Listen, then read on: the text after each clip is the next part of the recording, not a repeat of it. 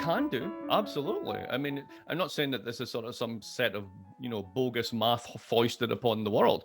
It can be incredibly useful and incredibly illuminating. I wouldn't waste my time in large chunks of my life thinking about it and writing about it if I didn't think that was the case. Economic relations are pervasive to society. They happen all the time. From the moment you wake up, everything that you do in your household, you at some point had to pay something for it. So you had to choose which products to buy and in which markets, and then you still have subscriptions, and you have a job, and that job is part of a job market, and so on and so forth. A good understanding of economics should help people make the right decisions. Good economic policies absolutely will serve the common good, but I think it's also fair to say, and we've had plenty of examples of this, that bad economic policies can make life, in the words of Hobbes, nasty, brutish, and short.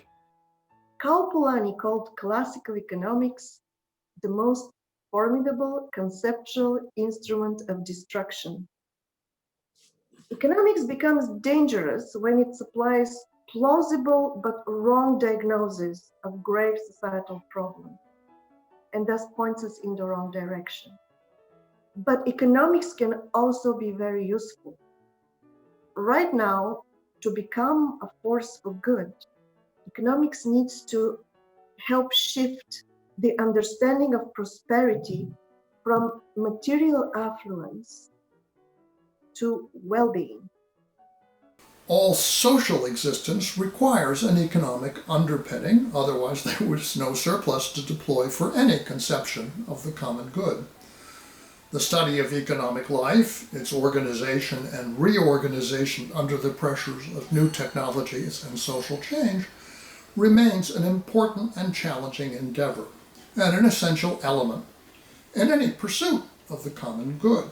What does it mean to do well? You have to define something around the good life in some broad sense.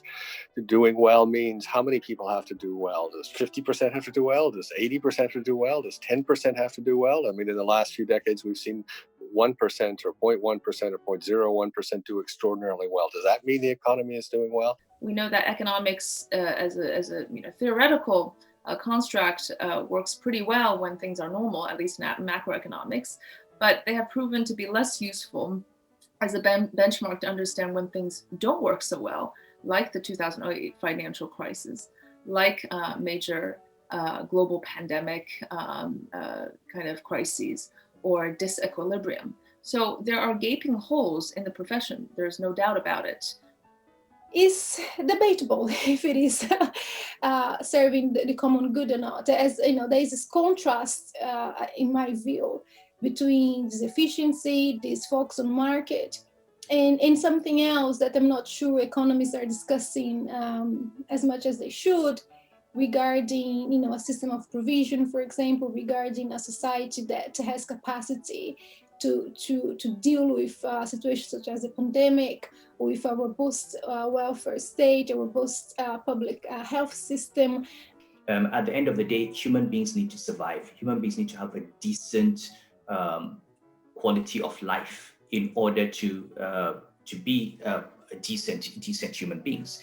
And without allocating the resources of the nation in such a way as to guarantee a decent welfare for the vast majority of the people, you're not going to have all the other things that you need for society to thrive.